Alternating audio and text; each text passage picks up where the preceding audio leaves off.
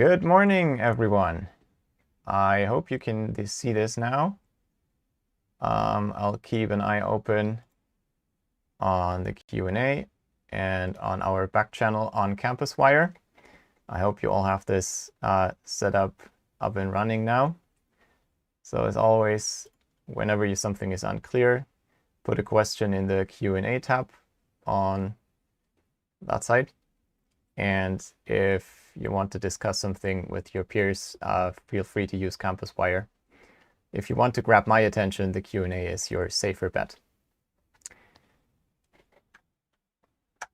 Before I want to continue with the topic where we left off last time, I would briefly like to look at our prior knowledge survey. Where you can see here is the overall number of points that people got. There was 13 questions, I guess. Yeah, that's what Google says. And it was one person who actually got that. Pretty impressive. And then most people got a few questions right and others not so much. That's exactly as I expected. And as I said, this was intended because some of the questions are tough and some of the questions are beyond what we usually need. And to be fair, I know occasionally we have a few PhD students also take this class, so they might have had a course like this. And so maybe that person was just from that group. The other thing is, someone in the Q&A said it might be a guess. You can calculate how likely that is with 13 questions and how it's not a class on probability theory and hashing. If it was, we would dig a bit more into this. A bit more interesting might be which questions were hard and which seemed to work fine. And particularly this sticks out, I think. You don't seem to know how the sorting complexity is, which is totally fine because we'll cover that in Unit 3. So I will make sure to be slow on that part. Yeah, some of the stuff is very specific. ADT stands for Abstract Data Type. We'll talk about that tomorrow in detail. This question, if you remember, that was this big piece of code where you had to simulate a very low-level machine. That's very specific. If you haven't seen something like this in a compiler class or in a technical computer science class, you might just not know what it is. And these were the limits and simple math questions. Not the very first ones, but the computing limits of functions. So maybe let me jump to that problem. It doesn't show the problem text. It was computing the limits of certain functions. We'll talk about that today. Not really in the sense that we need it a lot for this class. I will show you how you can do it with Wolfram Alpha. That should be sufficient for what we need. What's more important for this class is an understanding what the limit does and what it implies for algorithms and their running time. Okay, with that said, let me jump to where we left off. This will be the second part of correctness proofs. We talked about last time already about formal verification, what that means, 2 parts, proof termination, proof correctness. And for termination, we briefly discussed this potential function method, and you will dig a little deeper into this in the tutorials. And what was left open was the example for loop invariance. So just to recap, the goal here is to show that an algorithm that uses a loop, like this one, it executes a loop. It's a while loop. It keeps repeating this as long as this condition is true at that point. If it's ever false, it jumps out of the loop and continues afterwards. But as long as the condition is true, you jump into the loop body and execute that part, and then you test the condition again. So I'm not talking about infinite while loops here. We assume this has already been confirmed and has already been proven in a separate first step that the loop always terminates. What I'm concerned about here is that the loop computes the correct result. And usually we express, what does that mean, the correct result? We express that in terms of a post condition. So we have some statement about the state after the loop that we would like to hold true. And this will become clear in the concrete example, I think. For that to hold true, sometimes you need a condition that's true before the loop. That's called the precondition. So it's like an assumption that you make at the beginning of the loop. And if that condition is true, you will try to establish the post condition. Now, if you go through this while loop, this is not so easy because you don't know how often the loop will execute, and you will somehow need a proof technique to prove correctness of while loops that shows you that the precondition, if the precondition holds up here, then a certain post condition holds down there. And the proof template for this is to find a loop invariant. That's a statement that's true before, while, and after the loop. And then you prove these three things, and then together you have proven that the loop computes the correct result. So let's see a concrete example of an algorithm and a loop condition, precondition, postcondition, so that this makes a little bit more sense, is a bit more concrete. Let me move me over there for the moment. I first want to discuss what this little algorithm does, this little piece of code. So it's a very simple function. It computes the maximum in an array of numbers. I'm sure you could all implement this, and you would probably come up with something similar like this in your favorite programming language. You're given an array of n elements. Now, these comments here are somewhat specifying informally what the precondition is. I just chose English text here, which is fine for us. Remember, we usually write proofs for humans. The formal verification people do it. They write proofs for machines. We write proofs for humans mostly. And so it's fine if it's natural language.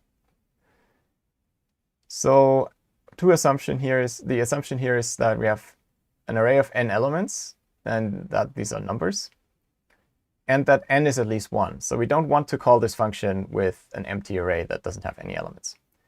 And we want to compute the largest element in this array. So how would you do this? Well, you first start by assigning the current maximum as the first one, and you remember the index where you found that one. And then you iterate through all the elements by making I successively bigger. And as long as I is not at the end of the array, we check if the next element that we check, so I is always the element that we try next. If that one's bigger than the current maximum, we remember this one instead, and otherwise we continue. Indeed, I doesn't remember where the maximum was found. We could also remember that, but we don't need that here. We only return the value of the maximum. All right, so the post condition, what we would like to have after the loop, that sounds wrong. There's what I really mean is position D here. So that's after line 13.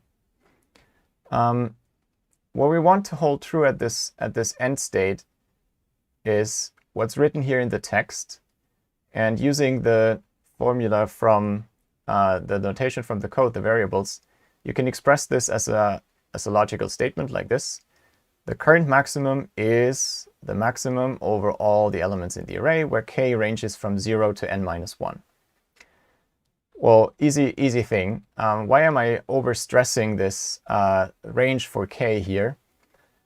because we will use something similar in the loop invariant, but here the range is different, so that's the important part. So I said last time, for applying this proof template, you have to somehow guess the right loop invariant, and there's no easy way to do this in general.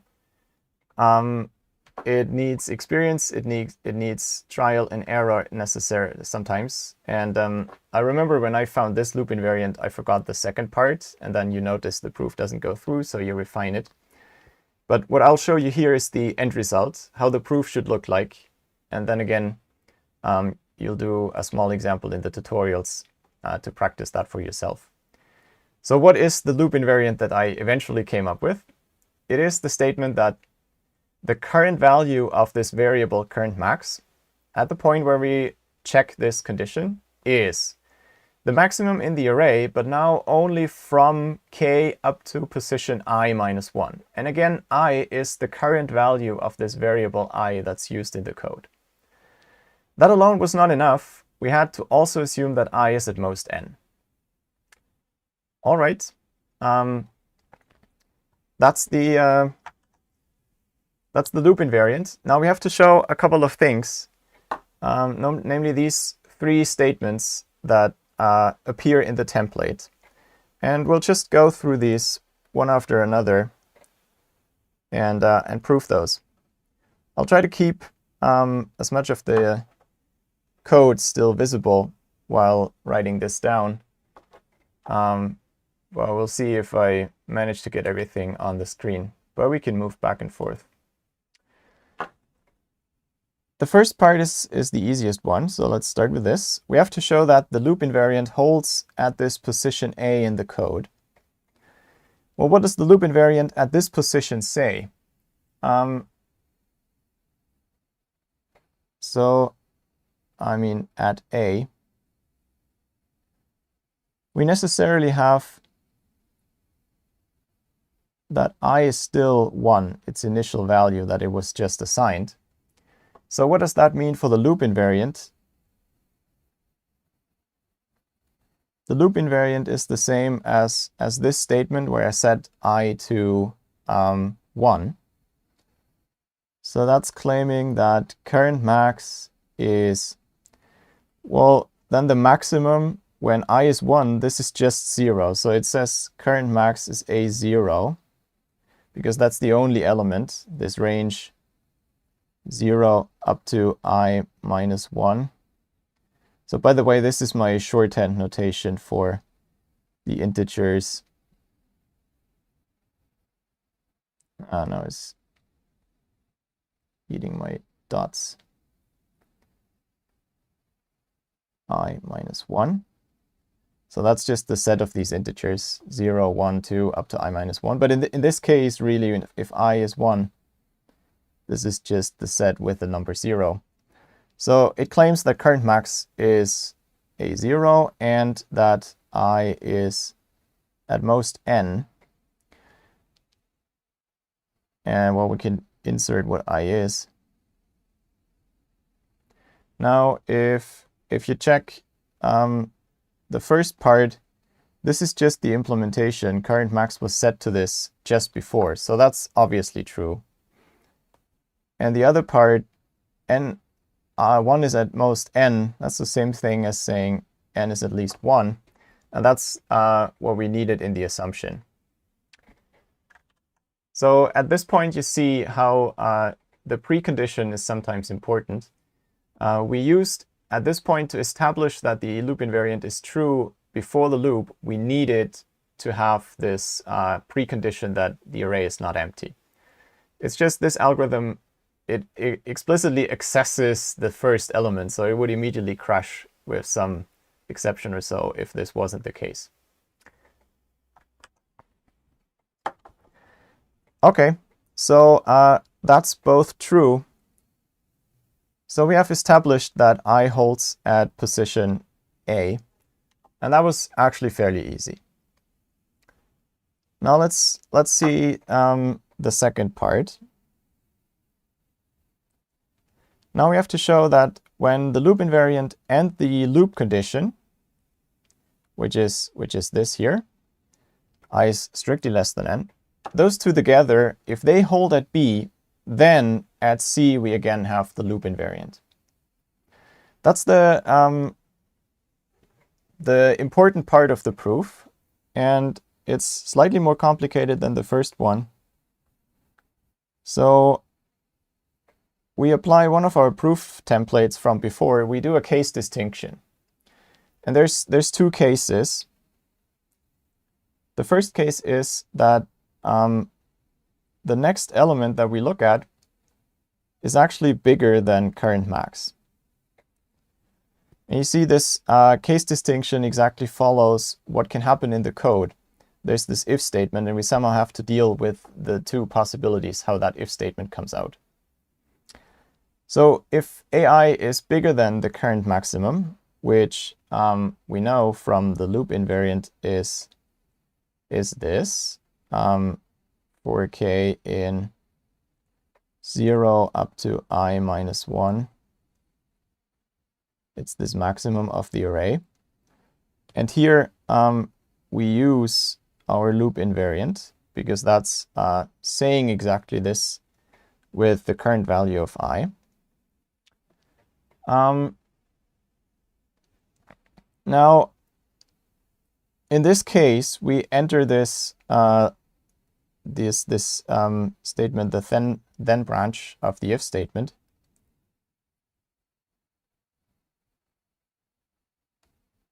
So we go into line 9 in the code.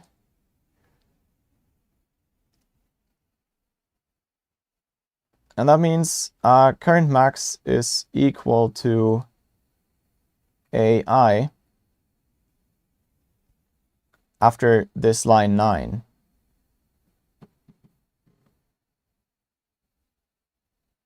Now I have to be careful not to say line 10 because here we change the value of I, so that changes this statement because it involves I. But then again, after we increment this,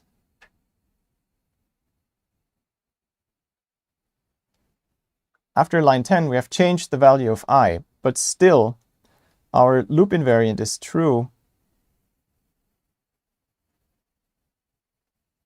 because we have made that range one bigger, but we also included one more element.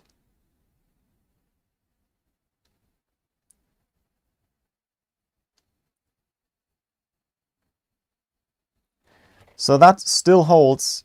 Now I is one bigger, but we know the maximum in this range up to the old value of I, that one was actually our I minus 1.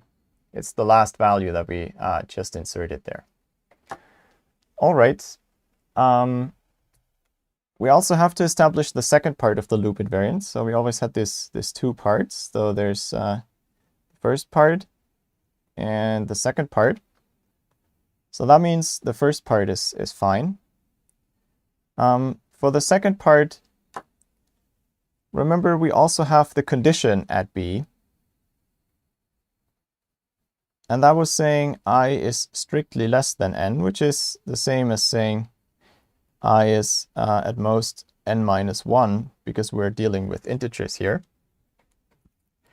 And the only thing we do in the loop body is we increment I by 1.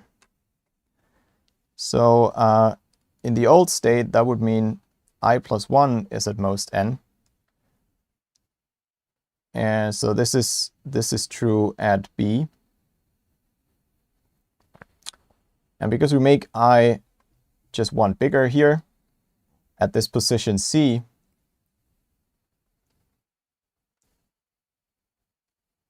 we still have I at most n, and that's our green claim.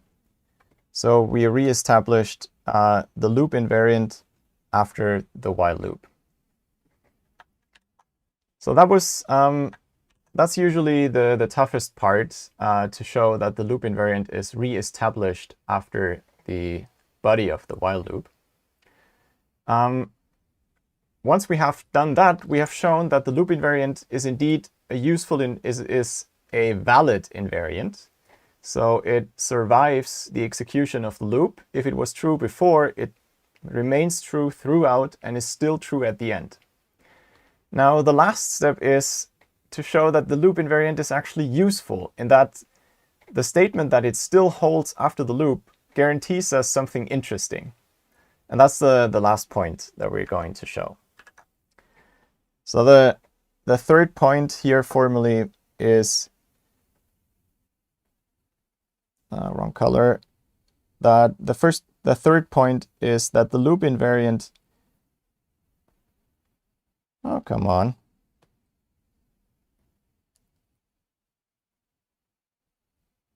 The third point is that the loop invariant plus the negated loop condition, which means once we leave the loop. So not condition is nothing else than saying I is at least n.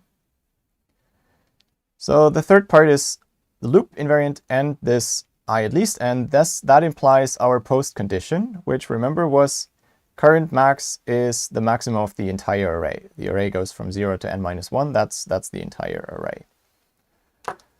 Now, again, not loop condition. That's nothing else as saying I is at least n.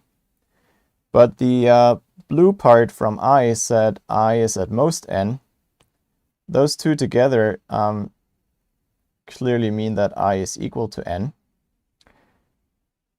And that means the red part in the loop invariant says current max is the maximum for k in 0 up to I minus 1, but I is n, so that's n minus 1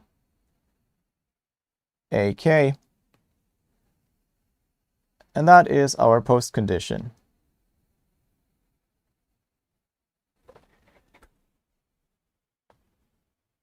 And that finishes the proof, which mathematicians like to show by drawing this little box. So again, we followed these 3 steps. We showed that the loop invariant is true before the loop. It remains true throughout the loop. And at the end, we show if the loop invariant is still true, it implies something useful. In this case, that current max at the end is indeed the maximum of the entire array. And that means the function that we have here correctly computes the maximum. That concludes this first Unit 0 on proof techniques. You will practice a little bit more in the tutorials, but I hope you will find these proof templates useful for the future in this class and outside of it.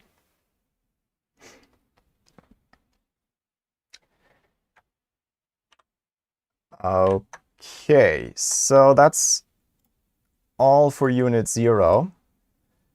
We are now finally moving into the actual content of this module. Unit 0 is preparation and is useful, but is not what we really care about. It's only the toolbox that we will need.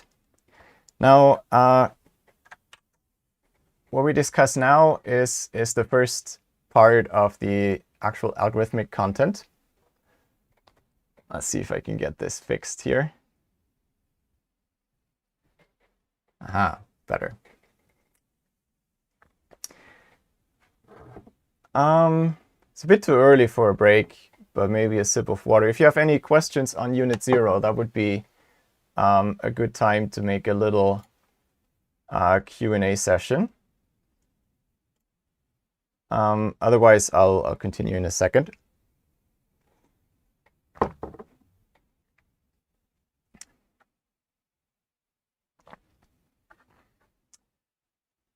All shiny and clear.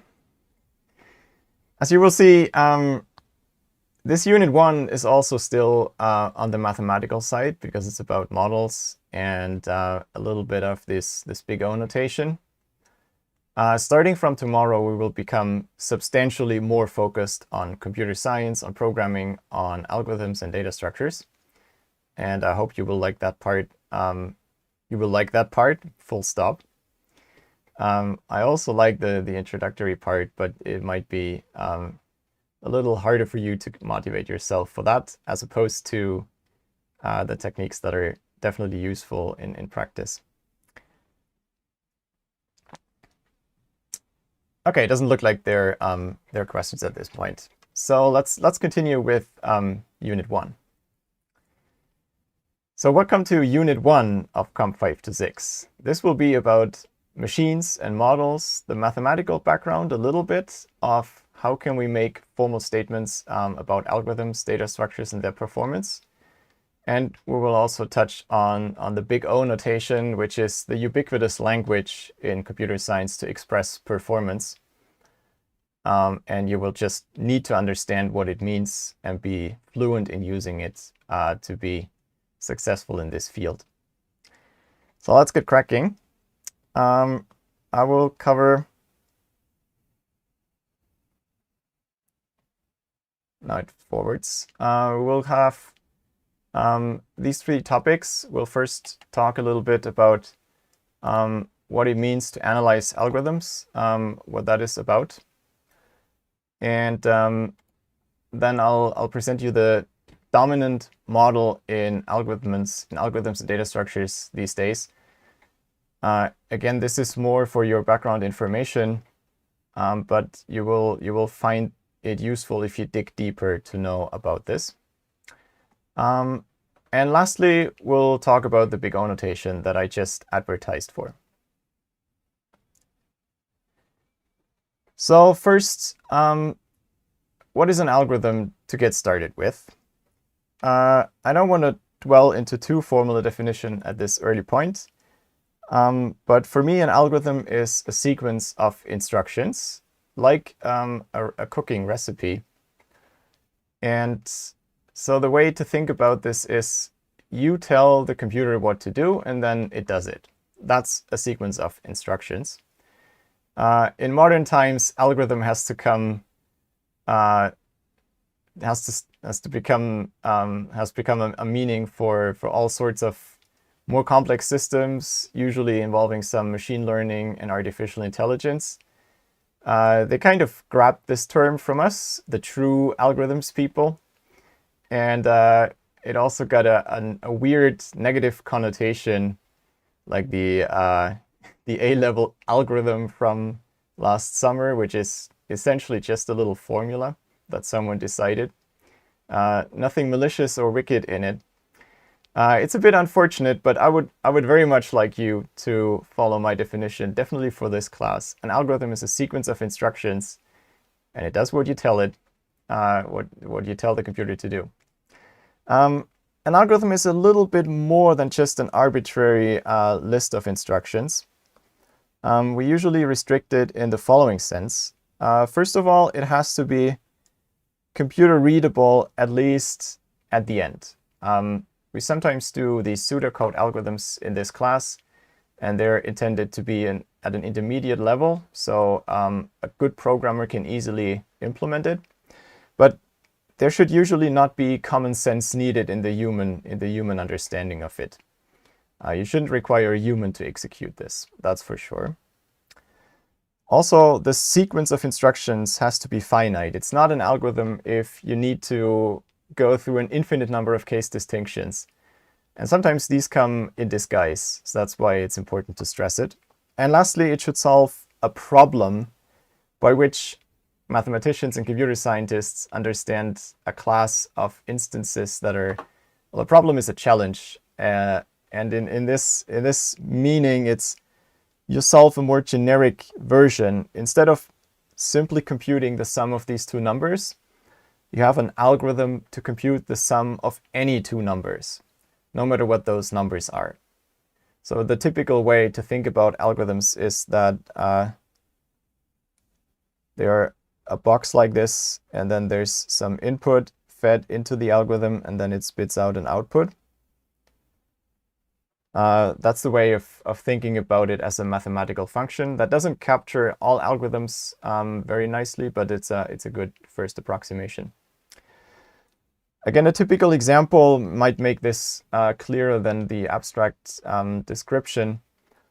An algorithm I would say bubble sort is an algorithm, but it's not about how exactly you bring this in the form of code. It's not the Java code that you produce that implements bubble sort. The algorithm is more the conceptual idea of how bubble sort sorts. It's a bit vague, I agree, but it's again something that from examples it often makes sense. We have a second topic that we'll talk about in this class. Apart from algorithms, we also have data structures. They often go hand in hand. My definition for this class is a data structure is two things. I have to say how I'm storing data. It's about representing a certain type of data. And I have to store this in computer memory. So I usually have to say how it encodes in binary at the end of the day. And the second part is a data structure has certain queries, certain operations that it can support on the data. And you have to tell me algorithms that execute these operations.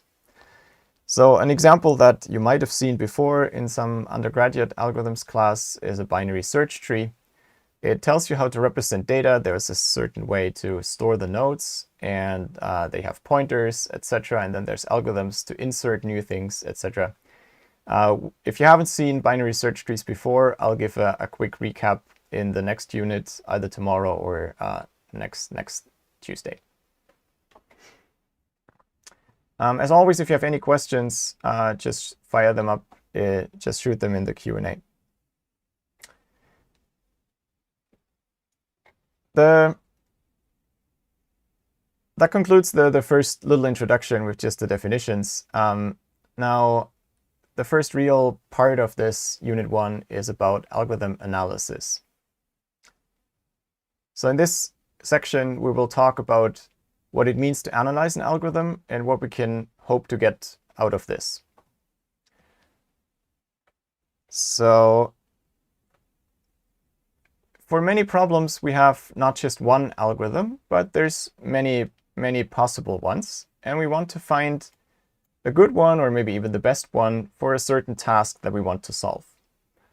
And by good, we usually mean it should be fast, and it should use little space, maybe just one of them. There might be other ways, there might be other measures, depending on the application. Maybe you want an algorithm to have certain additional properties. Depending on the problem, it might have to be fair in that what it does satisfies certain fairness conditions, etc., etc. But for this module, we'll mostly focus on how fast it is and a little bit on how much space it uses. And that's for the basic toolbox of algorithms. That's usually the core interest that you have. And algorithm analysis is a way to find good algorithms according to these measures. It's a way to compare algorithms and also to predict their performance in a given application. What you often have to do if you design a computer system is make a back-of-the-envelope computation if this is at all feasible, if it's at all possible to use a certain approach that you came up with. And for that, you will need algorithm analysis to make these predictions if it's feasible to use a certain proposed method for this or not. A simple thing you can do is you just implement your algorithm and time it and run it and time it. That's fine and it's useful to do, but it has restrictions, it has limitations. What you get is a result for a single machine. You can compute it, you can compare it on many different machines, but then often the results are inconclusive or they're different depending on the machine. It's also restricted to the actual inputs that you used, which might sometimes give a very skewed picture. And again, it's restricted to a specific implementation, the one that you produced and tried out. And maybe you made a stupid mistake in implementing something unnecessarily inefficiently, and someone else has a better idea. You wouldn't see this from doing experiments.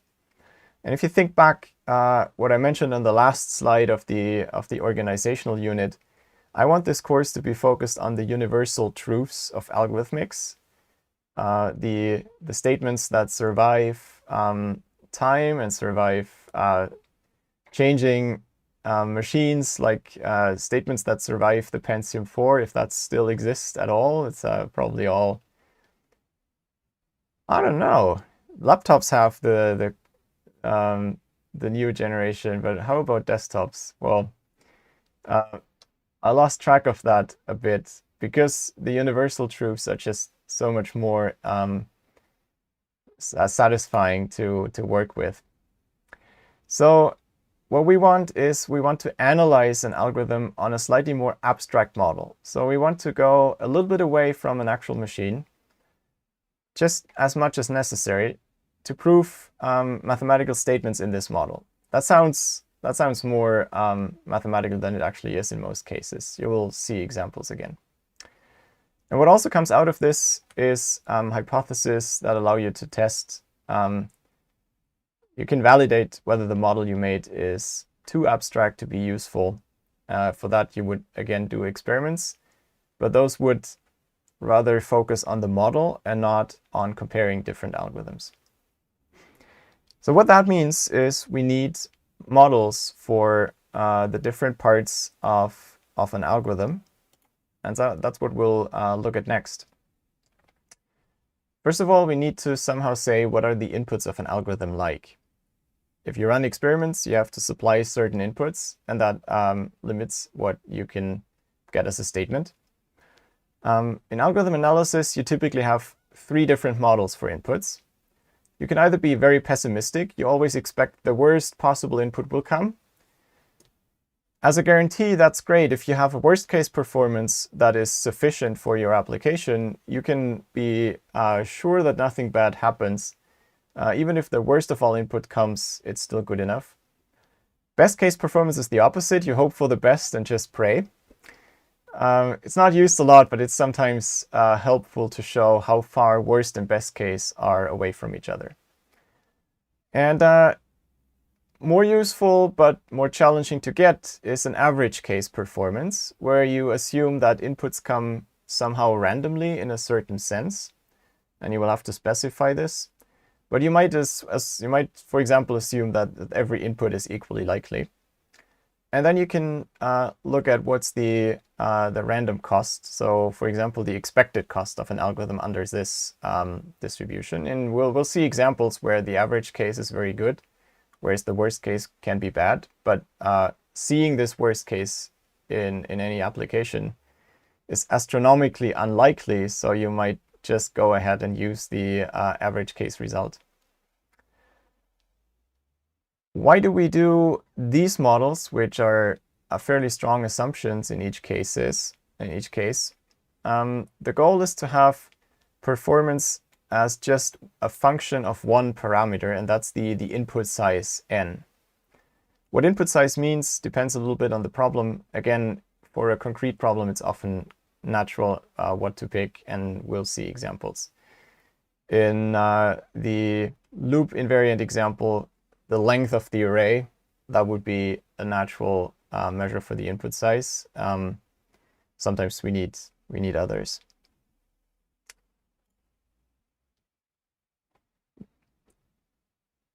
Now we roughly know how to model data. In the next subsection, I want to introduce you to the standard model for computers that's used in today's algorithms and data structures research.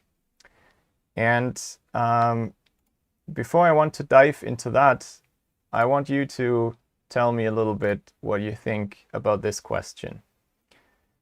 You're given 2 d-digit integers, say it's written in decimal like in the example, and you try to sum them. What is the running time that you need for that?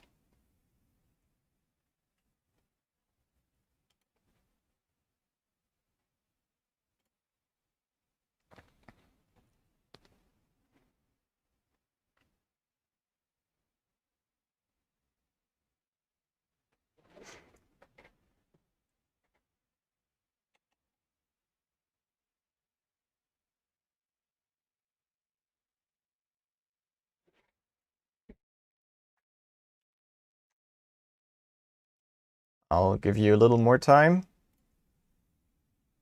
and get my act together for showing you the result.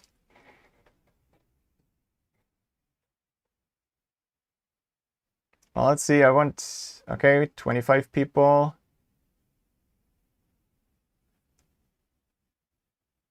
Well, you can see the results anyway because I forgot to tick this.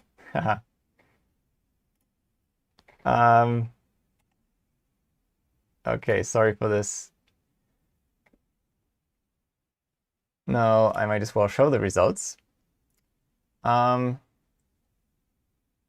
have a clear majority for constant time, and we have a few votes for the other things, and a few people are confused what I'm actually asking, which is fine. We'll come to this, and I haven't introduced a lot of these things. In particular, what does it mean to be logarithmic in D, etc. Okay, I'll just keep it going.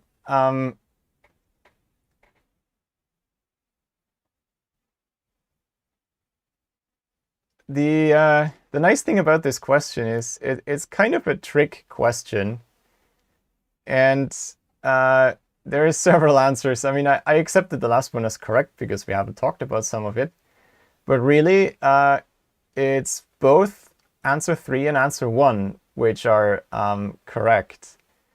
And the reason for that is it depends on your model, really. The cost of adding integers, that's a very detailed question. And what does that mean? I guess what most of you had in mind when they ticked constant time is, if I go to Java, I have to int variables. Int x equals this 45,235, and int y is 91,342. And then I write x plus y, and that's one instruction in the CPU. It's a couple of cycles depending on the arithmetic logical unit, but whatever, it is a constant time operation if the numbers fit into an int. So these days it's usually 64-bit numbers. It would work for these two for sure. It would work for a good deal larger numbers too.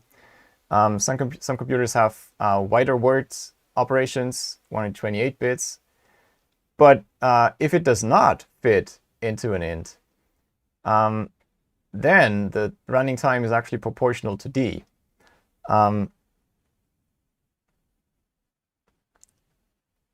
So informally, if the number of digits, okay, this is decimal digits. I shouldn't say this. So if the number of bits, whatever that is much bigger than 64, then the best thing we can do is, in Java, there's something called big integer. So there's a library function that you can use to compute with arbitrarily big integers. And it's fairly slow. If you add two numbers, you will have to spend time proportional to D. If you multiply them, it's even slower. Depending on the exact algorithm, it might be up to D squared. So both is correct. It depends on the model. So we should talk about the model. What is a machine model more generally? It tells you what a machine can do, and that also tells you what algorithms are. What is possible for an algorithm? What can that be? It tells you how they're described. So every model comes with a sort of a programming language. You'll see an example in a second. It's fairly low level. Usually you don't want to work in it, but you can build compilers for it if you want. And the third important part that a machine model specifies is how costly is a certain execution. How long does it take to execute a certain algorithm or a certain piece of code in this model.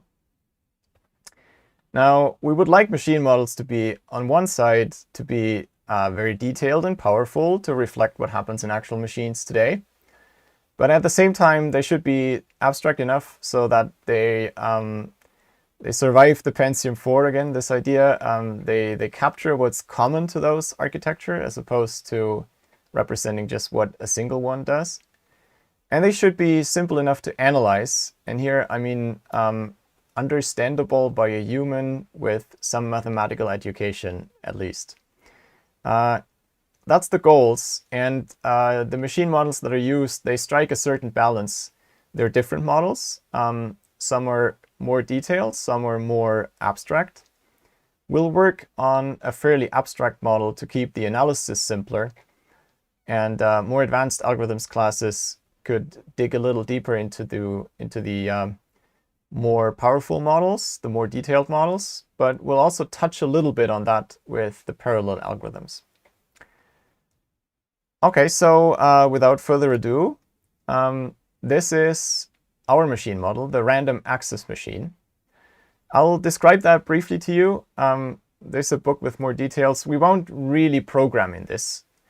This is background information for you to make sense of this question that I asked before. What does it mean to add up two integers? How costly is that? The answer is it depends. And it depends on the details of this model. So let's go through this. A random access machine has one long array, if you like, of memory. So it has unlimited memory. It's not restricted, but of course, if you wanted to build such a machine, it always has a certain amount of memory. But think about this as whenever you need more memory, you just add more memory to the machine. You stop the machine for a year, you build new RAM, and you add it to the machine. So unlimited memory. And you can't really directly work with the memory. What you have instead is registers. That's similar to actual CPUs. And their number is bounded. We don't care so much how many registers there are, but it should be a fixed number that does not depend on the size of the inputs. So it's not possible to store the entire input just in the registers, because if you make the input sufficiently big, you will run out of registers. That's the idea. Now, what can you do with these memory cells and registers? That's the crucial part. So this just should be read and memorized carefully. They all store W-bit integers. So this machine can only work with integers, and it's actually natural numbers. So it can only work with integers in that range, between 0 and 2 to the W minus 1. Now you might object, how on earth should I use such a machine to build a web server, build whatever, all the sophisticated, how should I build something that streams video to YouTube? Well, I mean, all our computers are actually like this. They have binary memory. They have a few more types of words. They can have integers or signed, unsigned integers, and maybe floating point. But when it comes down to the core level of memory, it's just a long array of bits, maybe broken up into bytes. But you can simulate everything you can do with an actual computer on this RAM machine. It's a little inconvenient to program it, point taken. Apart from that, it's fully general. It's as general as a computer can be. Now, W is called the word size, or the word width, or word size. And that's a parameter that current machines, so current machines have 64-bit, maybe 182. For floating point, maybe even 256. But in our mathematical model, we don't assume that W is a given number that's fixed. We assume that W grows with the input. So that's fairly weird. It means that the machine grows with the input.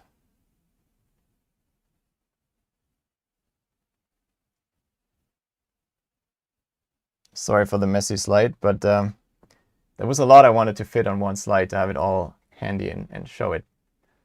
That's a very weird concept. How should the computer grow with its inputs? Again, think about this more on a historical perspective. Think about it as as the inputs become bigger, you build bigger machines to work with these inputs. And if you look at what the word size W has been in historical machines, this relation, how big is the word size and how big of an input can you handle on these machines, that behaved roughly like this. So it's an abstraction of reality, and it's an abstraction into infinity, as we always do with these models.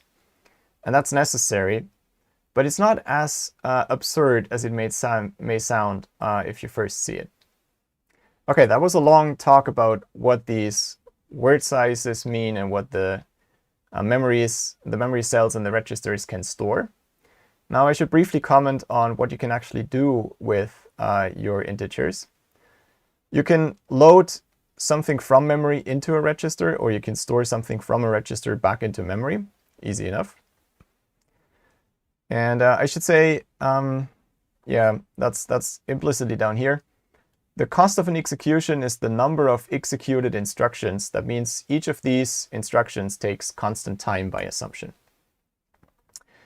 And such an instruction could be load or store from or to memory, or it can be compute something on registers. It could be the addition of two integers, but careful, it's modulo 2 to the w. So if the two numbers together are bigger than 2 to the w, you subtract 2 to the w and you just wrap around.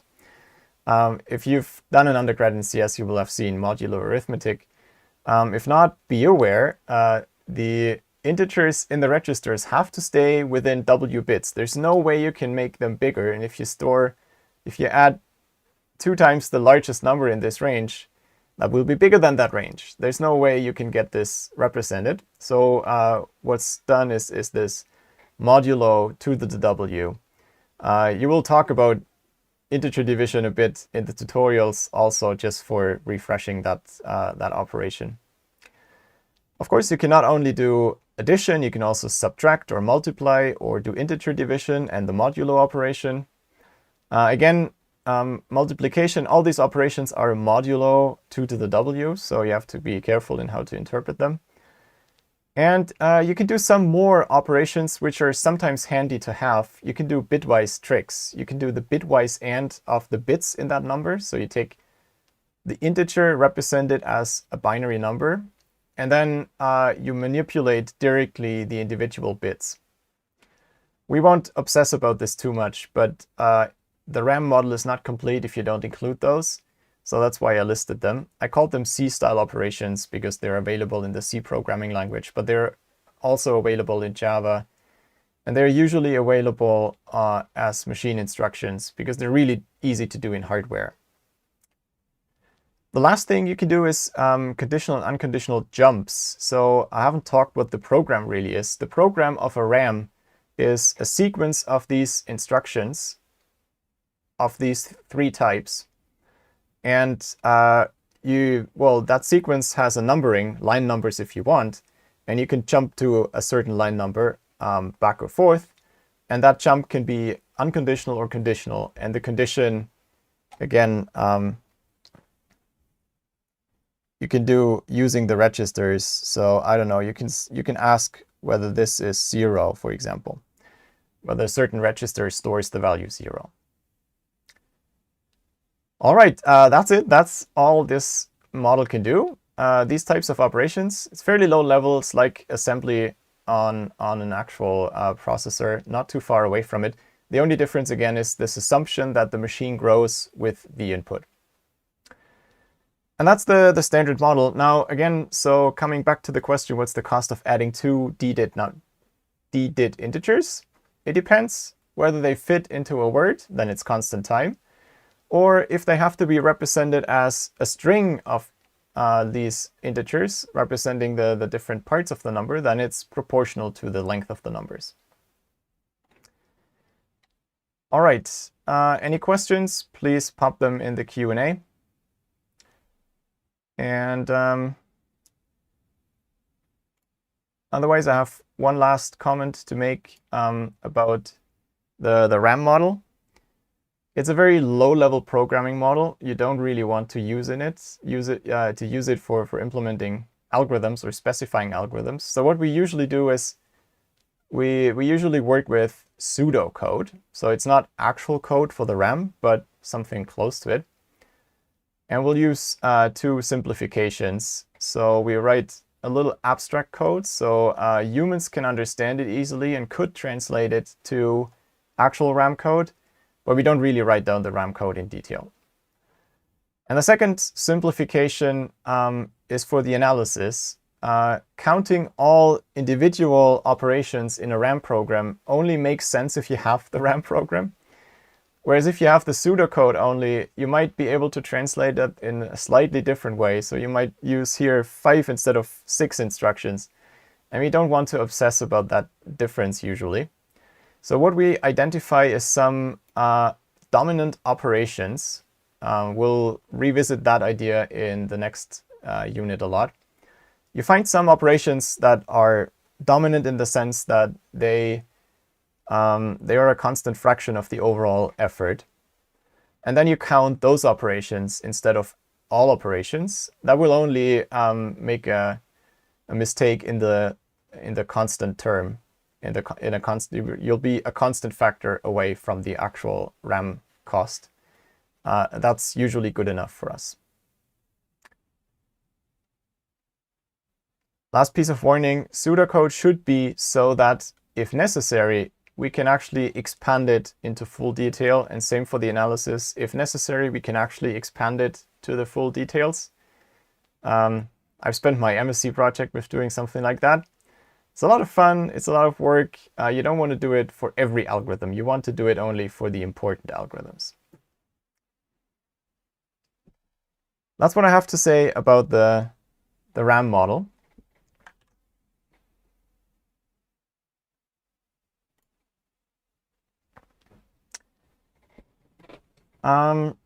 Before I want to dive into the last part of this unit, I want to give you a chance for questions and maybe take a very short break because it might have been a heavy session and I think we have plenty of time to get through this. So let's start again at 12 sharp.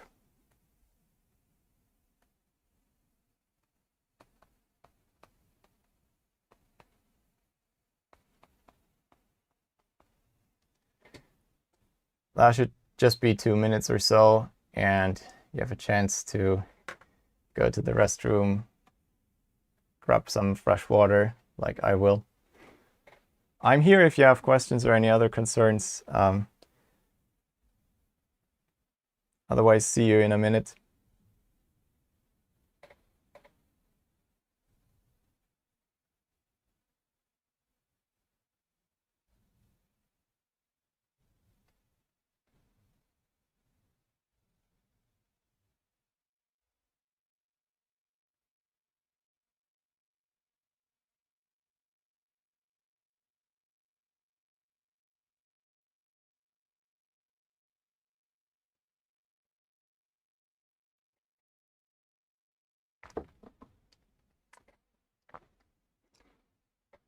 Should have prepared a countdown for this.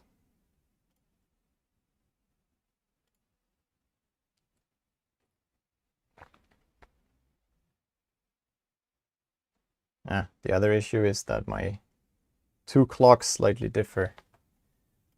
I'll use the computer clock, so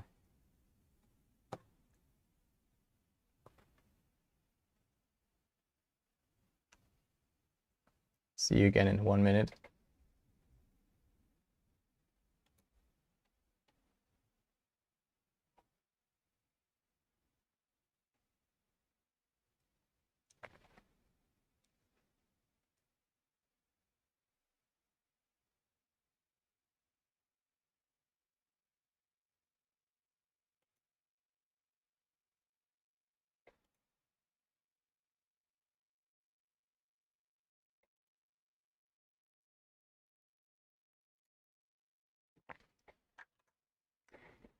All right, according to the more punctual of my watch is, it's noon now, so we should continue.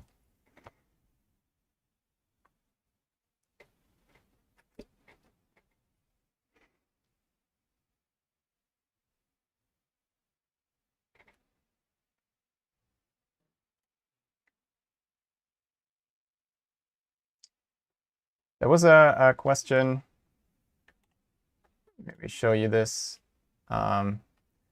Whether tutorials are recorded, and I think the answer is it depends. The first session where Ben is mostly presenting the solutions, I think he intended to record these. I'm not sure about the Friday sessions where he wanted to go into a little more detail. But I left Ben a lot of freedom for this, so maybe the safest answer is to ask on Campus Wire again if you want to be sure. As long as it's just presenting the solutions, I don't see a problem in recording the sessions. If it comes to recording the entire discussion, yeah, I don't know what Ben's plans are for that part.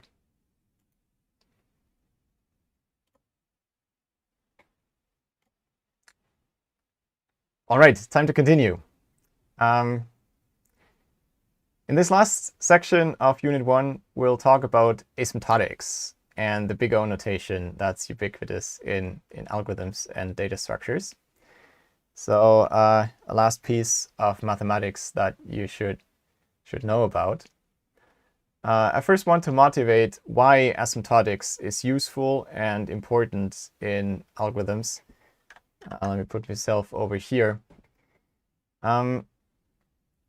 First of all, we want usually to abstract from unnecessary details, at least at the first approximation. So algorithm analysis focuses on large inputs, usually because that's where where the limiting factors show. What is the part of an algorithm that really falls apart if you scale it up to large instances? This kind of approximation, focusing on large inputs, often also simplifies analysis. I'll show you this example in a second. The last point is a little more subtle, but if you want to compare different algorithms, it's usually inconclusive in that an algorithm that's simpler often is a little faster on very, very small inputs just because of the lower overhead. But then if you go beyond a certain size, a more sophisticated and clever algorithm usually dominates. And this turnaround point is usually for fairly small inputs. So if you kept everything precise, you would always have to say, well, if your array is less than 100 numbers, this method of sorting is best. But unlike you're in this very weird case that's not costly at all anyways, you should really use this more sophisticated algorithm. So it often makes a sensible comparison only possible to look at large inputs and focus on this part. And as a concrete example, suppose I made this example up. So this is just, I invented this function. But suppose there would be an algorithm that had this as its running time.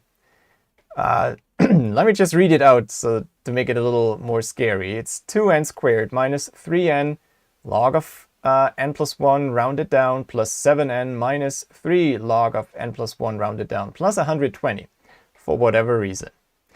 Now, an asymptotic approximation of that function in this case would be just the leading order term, the 2n squared. That is what dominates the growth of that function.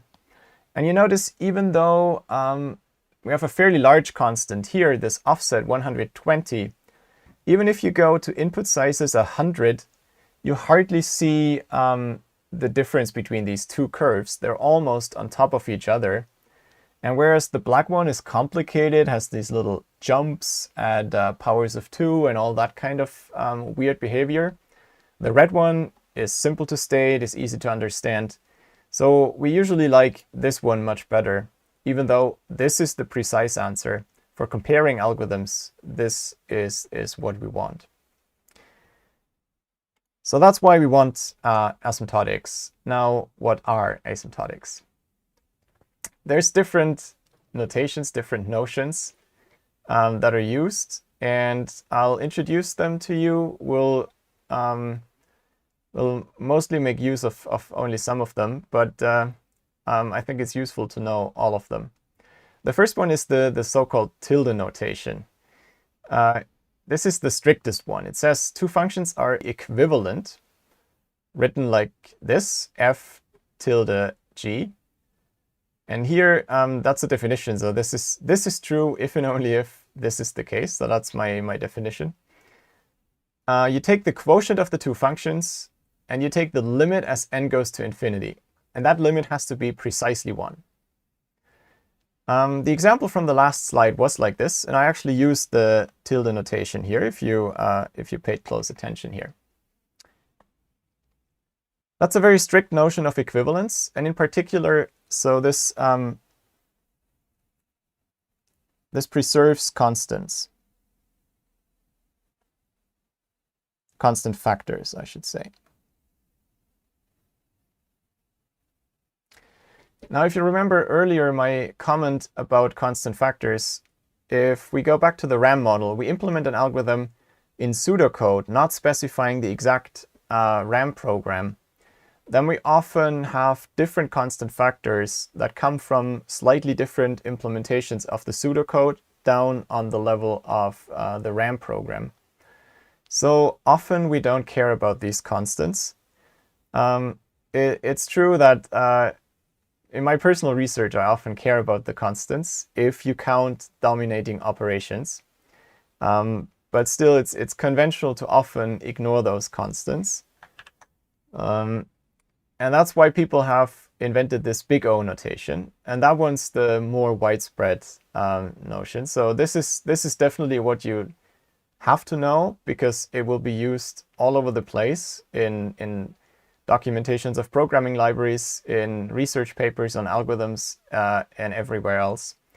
This notation is more specialized. I think it's more useful often if you're able to show it, but it's also simpler to state and to prove.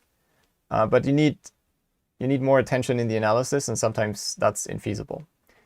Okay, so that aside, the big O notation, f is in O of g, that's how you read it, is defined as this. I'll go to the definition in a second, but I want to make this remark. Formally, big O of g is a set of functions, a class of functions. And you can make a statement that f of n, one function, is a member of this set of functions. Now, probably because in the typewriter era of papers, people had a hard time typing this element symbol, it became customary to write equal here, even though that's, formally speaking, just nonsense. It's not, it doesn't type check. It's the same as saying 5 equals the set 5. 5 equals the set of odd numbers, something like that. Doesn't make really sense. But it became so customary that you will see it all over the place, and I might have used it on the slides even though I tried not to. It's just everywhere. So be prepared for this, and notice that this is a one-way inequality. You can say f is O of g, but not the other way around. We'll come to that. So what does it mean that f is in O of g of n? It means that I take the same quotient as above, but now I only require it to be bounded. So what I mean by that is it's less than infinity. And I take absolute values to include negative functions as well.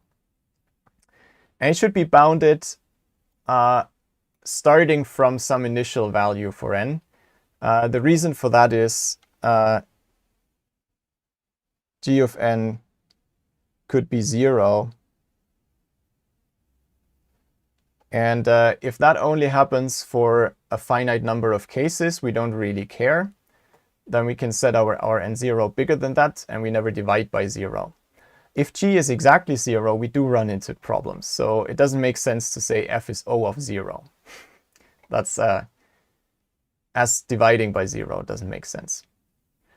You can write the same. You can write the same thing as a limit superior if that makes life easier for you. But if not, you can ignore it.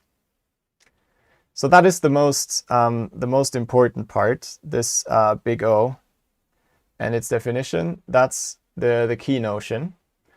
But there's two others that are also heavily used. One is the big omega. And here I wrote the equals. Again, this really should be an element to make sense. It's the same argument as before. F is big omega of G if, well, the other relation holds. G is in O of n, O of F. And we have the big theta, which combines both. F is in O of G and omega of G. And then I'm in the way here. There's a third variant of this, and that's the last one, I promise. That's the little o. That's like the big O, but it's stricter. It means that f divided by g goes to 0 if you take this limit. And there's a little omega that goes hand in hand with this. These are the formal definitions. We will not usually use them a lot, but you should remember that it's all about taking quotients. That's the definition. Now, what does this actually mean? And that's probably more useful to you. Okay, let me turn myself off. The intuition behind this is, the intuition behind the statement f of n is O of g of n is that f is at most g of n asymptotically. So up to constant factors and for sufficiently large n. So in the picture here, there's a function f of n, the red one. And there's the function g of n, but multiplied by some constant c. We don't say what that constant is. It could be fairly big, but it's fine if there is one constant. And there must be some threshold parameter, some value n0, from which on f is always at most c times g of n. So it's an upper bound. It's a little bit like saying f is less or equal g. But this has to be taken with a lot of quotes because it's at most g of n up to constant factors and for sufficiently large n only. And then theta is related to that. It means that f is essentially the same as g, but again, up to constant factors and only for sufficiently large n. So here the picture could look like this. There's the function f again, and the same function g multiplied by two different constants, a small constant and a big constant. And then f has to be sandwiched between those two functions, at least starting from some initial value. Before that, it can do arbitrary stuff. Now, these intuitions, the intuitions with these plots is definitely more memorable and helpful to keep in mind. I just want to warn you a little bit. So here's an example that I prepared, but you can click in the slides. Sometimes looking at plots can be very misleading. And so let me just show you this very briefly. So here's a plot. Now you can guess whether the red or the blue function is asymptotically bigger. And if you go up to 2000, it looks, well, green is bigger first, but then red definitely takes over, right? It's much steeper. And if you go to 10,000, yep, red is gonna win. And if you go to 200,000, whoops, green seems to win by a fair margin, and red is going very slow. For these functions that I chose here, if you're interested in the details, doesn't matter so much. It's a mathematical curiosity. But if you keep going, you can go as far out as you want. It will always switch back and forth. The answer in this case is red and green are growing in the same way. They're essentially equivalent.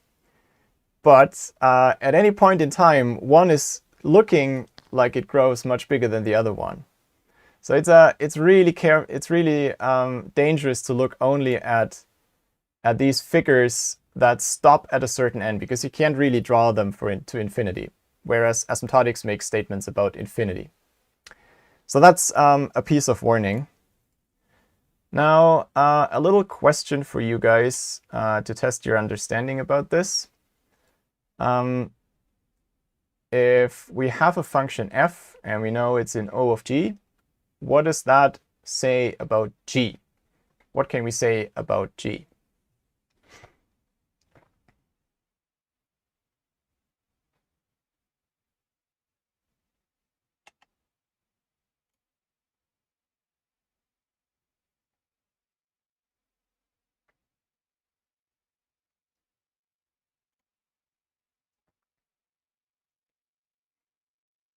Okay, results are coming in.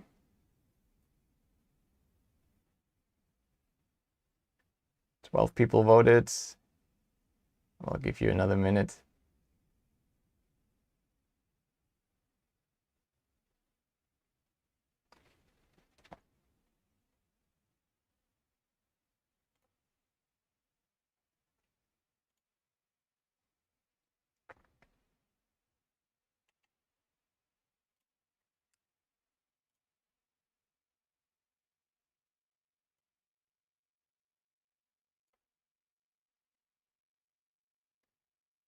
All right, 29 people, 30. Okay, if you haven't cast your vote, do it now. 5, 4, 3, 2, 1. Here are the results. And as you can see, the second answer seems to be your favorite. And that's also correct. But there is a caveat. The last answer is also not wrong either. And the reason for that is if you don't say anything about the two functions, we can only make this statement sensibly if f is not 0. So in a sense, also the last answer is correct, but for a nitpick reason. This is really the usual way is if f is in O of g, then g is in omega of f. Because that's, again, the intuition from the plot is f is smaller than g. That means g is bigger than f, right? That's the usual intuition. Okay, I want to show at least one short example, but without spending a lot of time, how to do this. So here's one statement is that these two functions are asymptotically equivalent. This long term and just the first summand. So what do you do for this is you take the one function, the long one, and you divide it by the second function. And okay, I should have left a little more space here. And then you take the limit as n goes to infinity. Now, what is that in that case? Well, we can just split this up. It's the limit of 20n cubed divided 20n cubed plus the rest.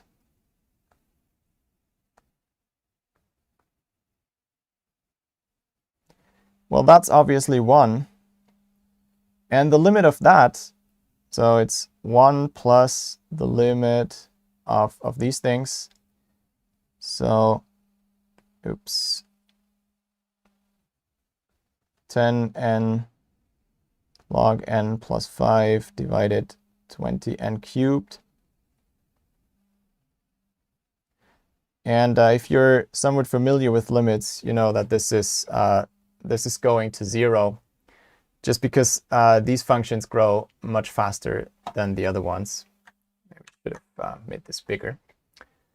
And a way to compute these limits, you can use Wolfram alpha to enter the function, divide by the other function, and compute limits. We'll practice that a little bit we'll practice that for the first class test. So even if you haven't had detailed training in this, or if your analysis class is long ago, this is not a problem. So that proves this statement, because the quotient f divided g in the limit is 1 plus 0, right? You can also make the same statement about just n cubed. Remember, for that, what we need is that, so the theta means we have to show O and omega. And for O and omega, we have to take the quotient and show that it's bounded. So if we do that here, we can do the same computation, just that now for that part, we would not have the 20. So this would be 20, but that's clearly bounded. This would still be 0. So 20 is less than infinity. So that would imply that this long function f of n is in O of n cubed. And you can show, if you flip the two, if you flip this around, you can show the same thing for omega. And that together implies the theta n cubed. Let's do one more example briefly here. So for the second one, we have this f and this g. If we take this, first of all,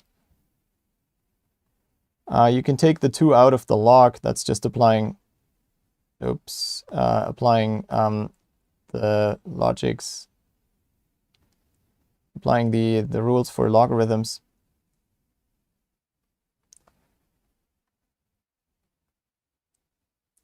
So you get this. Now you want to divide f by g, as always. Okay, I should have been more careful here with this. I'll comment on that later. And similarly as here, you see that these are of same growth. So that will, in the limit, go to 6. And if the limit is just a constant, then you have shown theta immediately, because you can flip that constant around. If you flip these two, then the limit will be 1 over 6. And that's also bounded away from infinity. So you've shown this. And this one's even easier to show, but might show you the limitations of asymptotic notation, because clearly it's not one googol. It's a huge number, and it's still constant, so we would often ignore it as treat it as a small thing. All right, one more example for you guys. Try to apply the same reasoning. And this is basically testing if you can follow along with computing limits. So maybe it's not the most important question.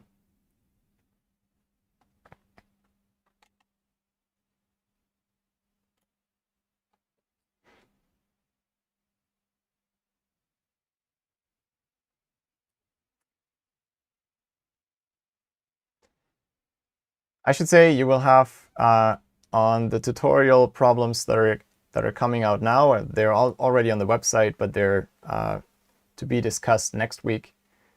You will have extensive opportunities to practice computing asymptotics and comparing functions in terms of their asymptotic growth.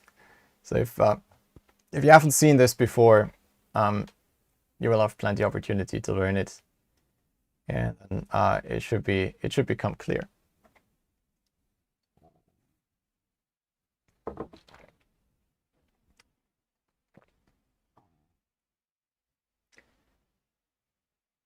Okay, I don't want to go over time, so let me show the results here. And of course, that's correct. The majority got it. And the reason is just the sign of n is bounded by in absolute value by plus minus 1. So this is, if you divide that by n squared, the n squared just goes, and then the quotient is just bounded. Okay, well done. Here are a few key facts about asymptotics that are often used to compute with it. If you have a constant times a function, you can just drop that constant in and you're still in the same theta class. That's true for if that constant is not 0. If you add two functions, that's the same as taking the bigger of the two functions. That's a bit weird. It would not normally be true that this is equal, but if you're ignoring constant factors and only look at the asymptotic growth, the two theta classes are the same. One piece of terminology that's often used, order of growth usually means the theta class. It's not universally agreed, but most people use it like that.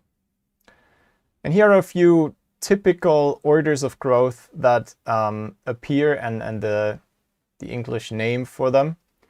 We have logarithmic, and note here that if the base of the logarithm is a constant, it doesn't change the theta class. As long as these are both positive constants, the theta class is the same. And we have linear, linearithmic. Well, that's okay. I call it like that if it's n times log of n. Quadratic is clearly standard, and polynomial is usually taken to mean n to the c for some constant c, and then you don't specify even what the constant is. And exponential is c to the n for some constant c, well, usually bigger than 1, otherwise it's a shrinking function. And unlike for the opposite as for logarithms, if you change the base, you do change the theta class if that's an exponential function. Okay, you probably have seen this if you've done asymptotics before or some algorithms class, and if not, this is like the most important rules that are used for computing with these. I want to finish this section with a small concrete example, which also comes with a little bit of a warning in terms of substituting intuition for the definitions. And that's well, it's a certain algorithm. It's a certain algorithm shown on the left that computes x to the m for some integer m. It's called the square and multiply algorithm. It's not so important what it does, but let's briefly look at the code. It takes some it takes a base, that's the x, and it takes the exponent given as its binary representation in terms of bits. Then it iterates over those bits, and whenever that bit's 1, it multiplies the base with that, and it always squares by, well, multiplying the result with itself. Okay, so it always squares, but sometimes also multiplies. I want to count the number of multiplications that this algorithm does. It's a useful algorithm. It's a real-world application of asymptotic analysis, so we should be able to do this, right? If you do this carefully, you see line 4. This multiplication is always executed whenever you go through one iteration of the for loop. That's n if, well, n is the number of bits in m. Okay. And then we have additional multiplications from line 5. Well, how many? Exactly as many as there are 1 bits in the binary representation of m. Okay. How many bits can be 1? Well, at most all. That would mean c is at most 2n. And, well, at least none, then we still have n. Okay, so far so good.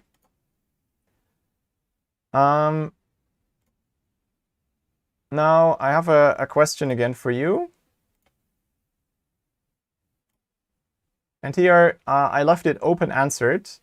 So the situation is as follows. We have this function c of n, and we've shown it's at least n and at most 2n. What does that mean? What's the most precise asymptotic statement that we can make for this function in that case? And I just opened it as a word cloud, so you can pop in any answers. try to write it in ASCII math. What do you think is the most precise statement that we can make about C of n knowing this, this kind of bounds, a lower and upper bound of n, respectively 2n?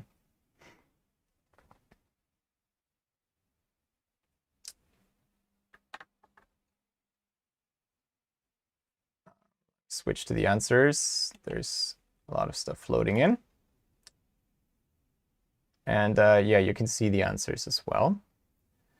So there's a big, I mean, the bigger this answer becomes, that means it's been answered by different people. And the biggest is for O of n. 2n is not really an asymptotic statement. I would say maybe tilde 2n, but that's not necessarily true. Theta of 2n, that's the same as theta n, isn't it? Theta square root. Okay. Okay, different versions of writing O of n. O of nothing, that's interesting. Maybe it was a typo.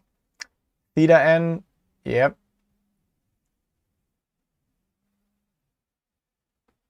Okay, because we're running a little out of time, let me just move on, but you can keep typing it in. There's the answer that most of you that got the most votes was O of n, and that's not wrong, but it's not the most precise statement that we can make. The answer is indeed theta of n. We have a lower bound and an upper bound, which is both linear, which means the theta class is n. You can show C as at least n. That gives you an omega n. You can show C is at most 2n for all n, actually. So it's an O of n, and big O of n, big omega of n together is big theta of n. So that's the right answer, and you can express this in terms of the size of this number if you want. So C is theta of log m, where m is the value of this exponent. And if you plot the actual cost for this number, if you take the actual number of 1 bits in the representation, you get this really nasty blue graph, which is, I mean, it jumps up and down, and it's, well, it's an integer function. It's not continuous anyways, but yeah, it does weird things.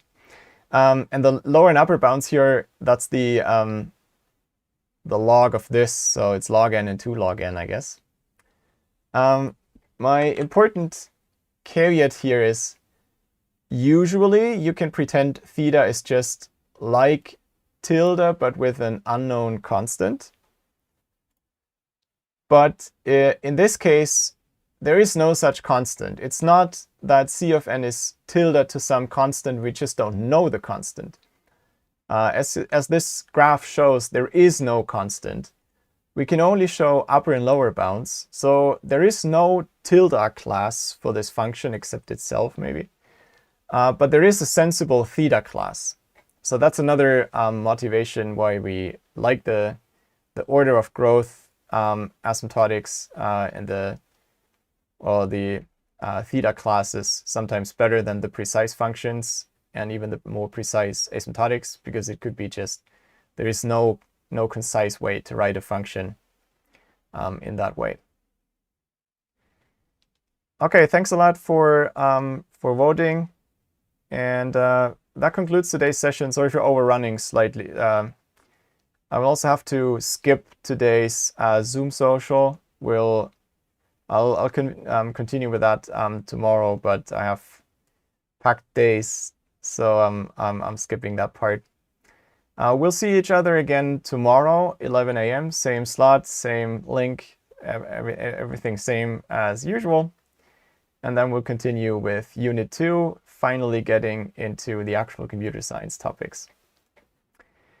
All right. Thanks for listening. See you tomorrow, guys.